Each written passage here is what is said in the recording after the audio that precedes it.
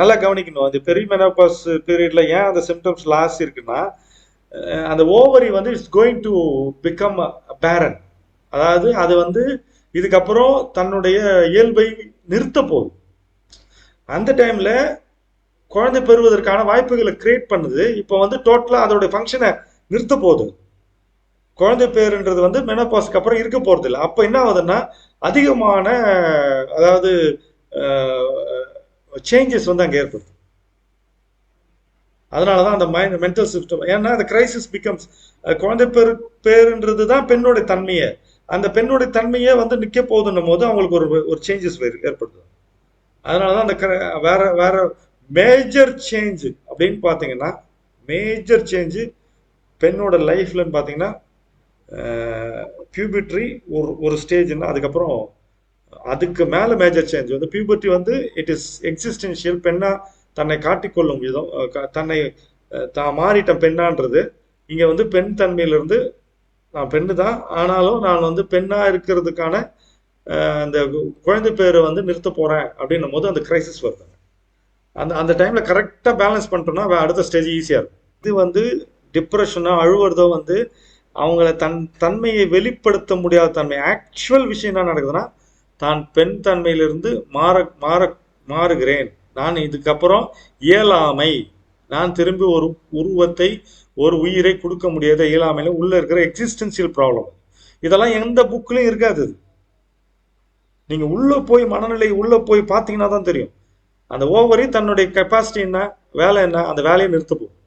இப்போ ஒருத்தர் ரிட்டையர் ஆகும் போது என்ன வரான், அழுகுறான்ல, இதுக்கப்புறம் நம்ம பயனற்றவன் ஆயிடுறோம், அந்த ஸ்டேஜுக்கு வந்துடுது.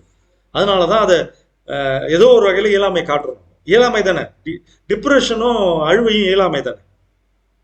இதுக்கப்புறம் அந்த மெட்டபாலிக் சேஞ்சஸை வந்து ஏற்க முடியல. அதுதான் அந்த பாயிண்ட் கார்ட்ஸ் முதல்ல நான் உங்களுக்கு ஃபிக்ஸ் பண்ணேன். இதுக்கப்புறம் எதுவும் மாற்றத்துக்கு நான் முடியாதுப்பா, மாறுறதுக்கு முடியாதுப்பா, என் விதியை நான் அனுபவிக்கணும்ப்பா. அப்போ நான் ஏன் என் உடம்பு என் உயிரை ஏன் போக்கிக்க கூடாது? என்னை புரிஞ்சுக்கிறதுக்கு யாரும் இல்லை, ஜீரோ கெப்பாசிட்டி, அப்புறம் ஹாலோனஸ்ஸு, எனக்குன்னு ஒரு டிரைவ் இல்லை, இன்னர் டிரைவ் இல்லை. நான் என்ன பண்ண போறேன்? இப்போ ஒரு மாடு இருக்குது, இல்லாட்டி ஒரு வண்டி இருக்குதுன்னா ஒரு டெஸ்டினேஷன் இருந்தால் தானே ஒரு இது இருக்கும், அங்கே போய் சேர்றதுக்குன்னு ஒரு முயற்சி இருக்கும்.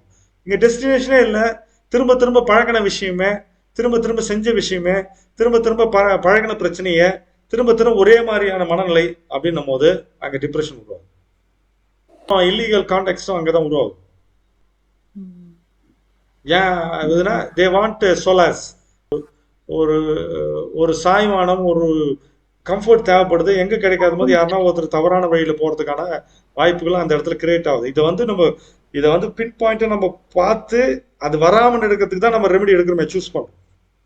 ஒரு தைரியம் உருவாயிடுது. 35 வயசு மேலே ஒரு தைரியம் உருவாகுது. பசங்க வளர்ந்துடுறாங்க, பசங்க சப்போர்ட் நமக்கு இருக்குன்ற தைரியத்தில் கேட்கலாம், கேள்வி போடலாம், பழி வாங்கலாம், எப்படின்னா வந்து எமோஷனல் பிளாக்மெயில் பண்ணி அவனை நிற்க வைக்கலாம் அப்படின்ற ஒரு ஹாலியோட மனநிலை அதிகமாக இருக்குது. கவனிங்க, ஒரு பக்கம் சூசைடல் டெண்டன்சில இருந்து அவுட் ஆஃப் கண்ட்ரோல், அதுக்கப்புறம் ஹாலியில வந்து controlled mind set to destroy the other. எப்படின்னா உன்னை என்ன பண்றேன் பாரு, ரெஸ்பான்சிபிலிட்டி அதிகமாக இருக்கு. கல்யாணம் பண்ணி கொடுக்கணும், பசங்களை வளர்க்கணும், பேர குழந்தை வளர்க்கணும், இதெல்லாம் இங்கே தானே உருவாகுது. அது ஒன்று இருக்குது. குழந்தைங்களுக்கு கல்யாணம் பண்ணி வைக்கணும், அதுலேயே அது ஒரு பெரிய ஸ்ட்ரெஸ்ஸாக உருவாகுது.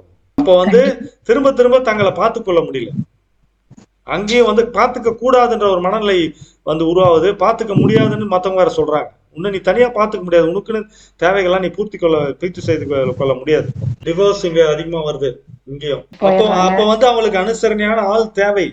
திருப்பி ஒரு லீனிங் வருது, எமோஷனலா அவங்க நீட் a person to கேரசிங்க்கு வேணும்.